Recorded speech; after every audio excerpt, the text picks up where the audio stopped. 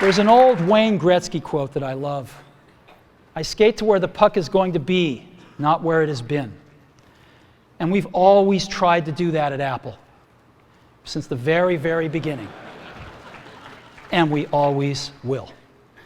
Look, the very best content gets created because it follows a specific storytelling framework. It doesn't matter whether it's a video, whether it's a blog post, whether it's a movie, where it all follows, or it's a presentation like TED, it all follows the same methodology. And there are specific steps that you need to have to create a story that resonates with us humans, because we could relate to it, we could retain all information. And in this video, I'm going to show you what Steve Jobs was doing specifically in his iPhone presentation in 2007, the iconic presentation of the very first iPhone. And then I'll show it to you from step 1 until step 8, and I'll give you that framework that you could use as well in creating any kind of content that you want. Sounds good? So before we dive into it, the way that I broke it up is there are main 8 steps, and then there are additional things that you could use as well that I thought was important to point out while Steve is doing the keynote. The very first step is that you tell a story, and to tell a story in a way that resonates with people, and it doesn't have to be a long story. Let's say if you're on the website, it could be one line. It could be one line, but it explained in a simple way. In the case of Steve Jobs, of course, it's a bit of a longer thing, but you want to start with a story because that's what resonates with people the most, and that's a great intro. And then it sets the context for the whole presentation, and that's what he does. Before that, he introduces the hook. That's not the main hook of the whole story, it's just the first one. The hook is just the first line that is very catchy, that really is punchy, and it catches attention of the whole audience. This is a day I've been looking forward to for 2.5 years.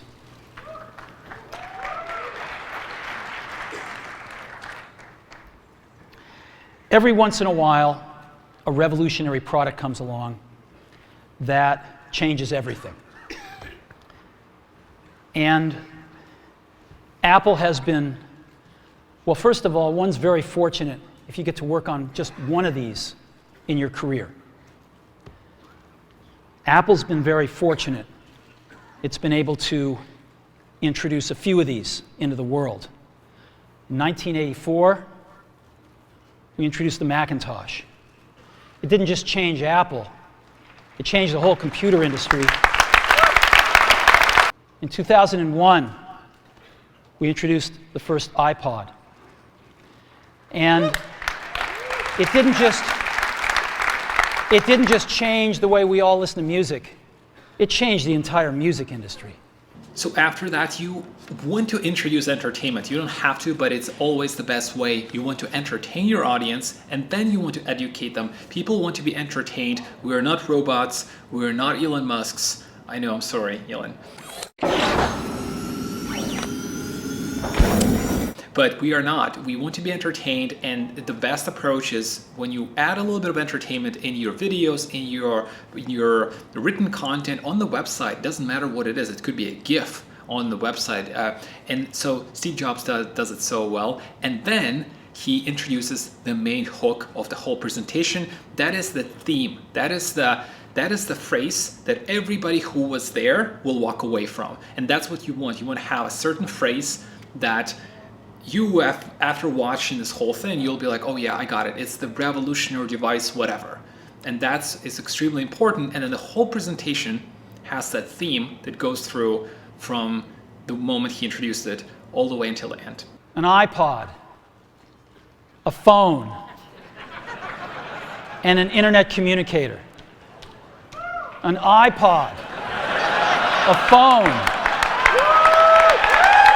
Are you getting it? These are not 3 separate devices. This is one device. And we are calling it iPhone. Today, Apple is going to reinvent the phone. And here it is.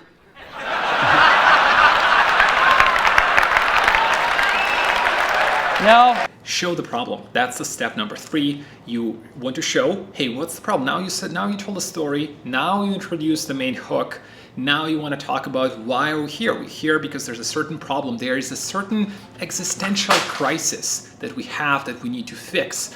And it doesn't necessarily have to be that strong. It doesn't necessarily have to be something that, in some cases, it will be like, oh, I'm looking for an enemy. Let's say Apple versus IBM in the 80s, right? That's like IBM is an enemy, or Microsoft versus Apple. It doesn't necessarily have to be that big, but in this case, it's the old school smartphones, Blackberries, and all of that stuff that have QWERTY keyboards. And so you always want to define a problem, make it specific enough. It doesn't have to be just, oh, we are all going digital. It's the digital transformation. Doesn't work like that. It's too broad, not specific, nobody cares. But you want to start defining the problem, what it is, and do it in an eloquent way like Steve did. Before we get into it,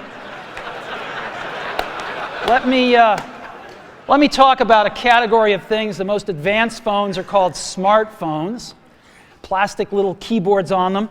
And the problem is that they're not so smart and they're not so easy to use. And they all have these control buttons that are fixed in plastic and are the same for every application. Well, every application wants a slightly different user interface, a slightly optimized set of buttons just for it. The step number 4 is pretty straightforward, is you are unveiling the solution. What the hell is this thing that you have, that nobody else has, that will solve the thing? And of course, it's an iPhone, and it's a pretty straightforward approach, but you could see how we're moving from, you're telling a story, then you're introducing the hook, then you are talking about the problem, and then, only then, you're starting to say, hey, this is what it is. Versus, if you were just to show people, hey, this is the thing, you want it. Like, it doesn't work. Like, there's no story framework behind it, and that's why it doesn't have a punch. It always needs to have a punch, and the same thing happens with the content. Well, what we're going to do is get rid of all these buttons and just make a giant screen. A giant screen. Now, how are we going to communicate this? We don't want to carry around a mouse, right? So what are we going to do? Oh, a stylus, right? We're going to use a stylus. No. No. So after you've shown the thing, demonstrate, show how it works. You want to demonstrate it, and if I'm only showing you 2 demos from this iPhone presentation, but Steve is extremely relentless in showing exactly demo after demo after demo, and it's extremely complicated. We're not going to go into all of this detail, but you want to show what the product does, because that's the key. You want to show, not tell. Nobody cares what you says. It's about showing, and that's why video content works very well. That's why video content, it builds a lot of trust, because you see me, you hear me, that's who I am in the real life. And that's why video is a very effective way to do so. But what you will see in this example is that Steve makes it fun. He not only demonstrates, but he injects humor. And that's all scripted, of course, because that's why it's all rehearsed, and that's why it's fun. So you always want to consider that, making it really entertaining. Good morning, Starbucks. How can I help you? Yes, I'd like to order 4,000 lattes to go, please. No, just kidding. Wrong number. Thank you. Bye-bye. Okay. And I'm back at my call, and I'm just going to go ahead and end the call. And what happens now? Back in my music.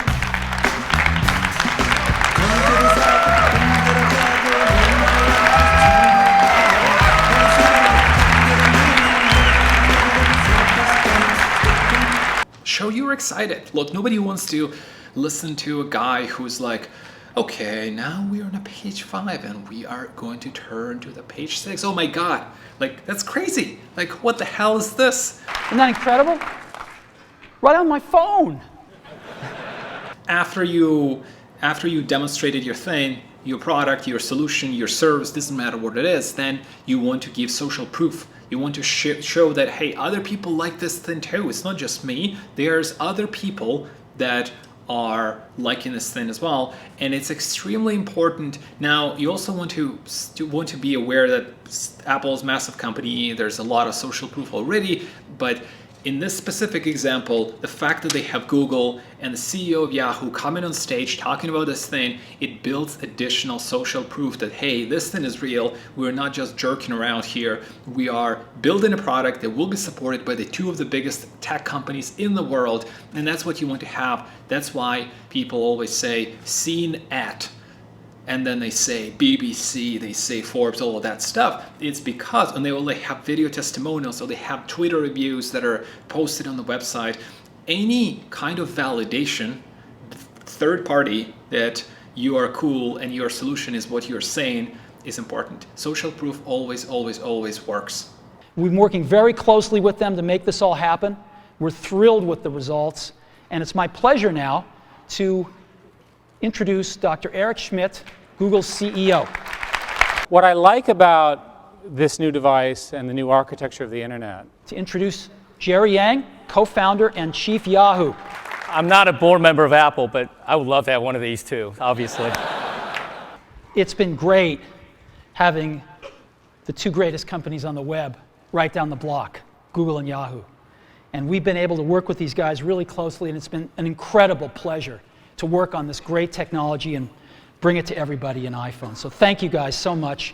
And the last step, the whole point of this, why are we talking about this? We're talking about it because you have a specific call to action. You want people to do something, and you want them to buy the thing. You want them to buy an iPhone, to buy your service, to call you, to pick up the phone, do something, right? And so specifically in this presentation, because it was an announcement of an iPhone 6 months before it was actually launched, there's no specific call to action like buy, and Apple doesn't necessarily do it. I still picked this part of the presentation that shows you the call to action when he talks about the price. Everybody knows you should be saying it in a more direct way, but they don't because they're Apple. But this is the moment when you should say, hey, all you have to do is go on this website and order right now, and the first people who will do it get the blah.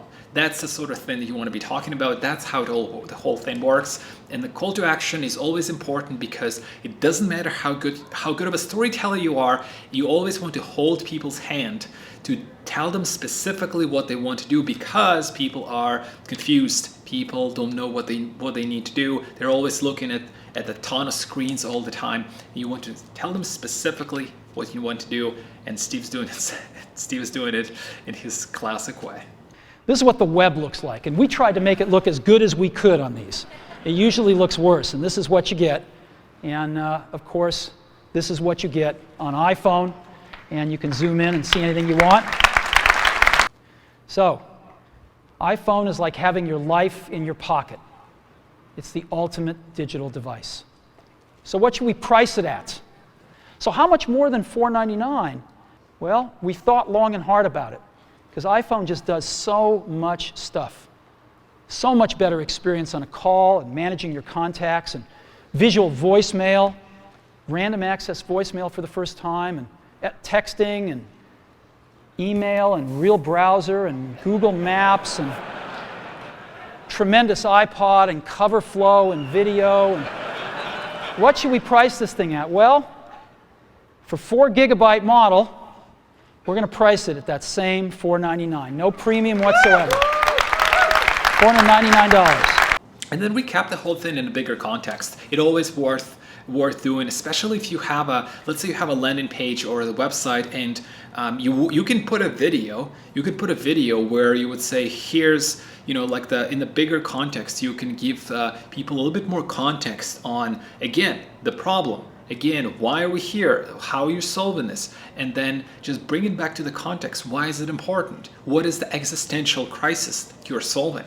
And why it's important to people, because if you look at the whole storytelling framework, it's all about what do you want, not what I want, not what Steve Jobs wants. He always talks about stuff that you would want, and it's very, very focused on you, because people are all extremely selfish. So we are all selfish. We only care about the stuff that we want. You always want to make it about the customer, about the prospect, whatever. We've been so lucky at Apple. We've had some real revolutionary products. The Mac in 1984 is an experience that those of us that were there will never forget. And I don't think the world will forget it either. The iPod in 2001, changed everything about music. And we're going to do it again with the iPhone in 2007. And we're very excited about this.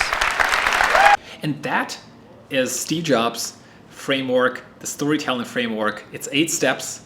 Let me recap it for you. You start by telling a story. Then you introduce the main hook, which is the main theme of the whole presentation. Then you show the problem, or you talk about the problem. What's the problem? What's the existential crisis? Why are we here? What's really broken in this world? What's really not working? What do we want to fix? You set a stage on that. Then the next step is you show the solution. Hey, this is the thing that you really want. This is what we think is going to help you to fix your trouble. Then you demonstrate it. You show how it works. Show, don't tell, because that's always important. The value is created after the experience. You want to remember that. This is extremely important. The value is always created after the experience. People want to experience the thing, then they understand the value. That's why the free trials, a lot of companies do this 30-day trial, 60-day, 90-day trial, is because once you feel this thing, it's a lot harder to go back. So demonstrate, make it fun. Then you introduce social proof. Who else really can validate that this is the cool thing and also aligns with your audience? Google, Yahoo, great examples. You can find people from your network or your potential customers who could contribute something to your website. And the last step is the call to action, the most important step. Hold people's hand, tell them exactly what you want to do.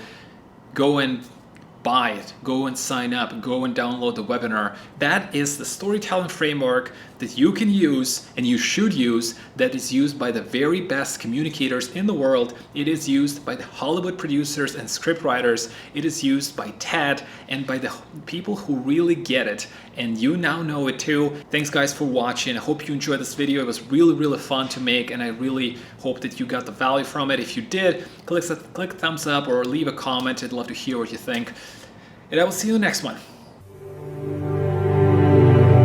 Here's to the crazy ones, the misfits, the rebels, the troublemakers, the round pegs in the square holes, the ones who see things differently.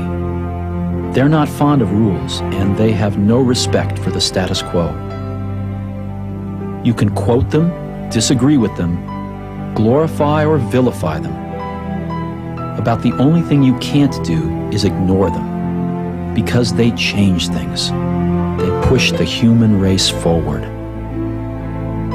While some may see them as the crazy ones, we see genius. Because the people who are crazy enough to think they can change the world are the ones who do.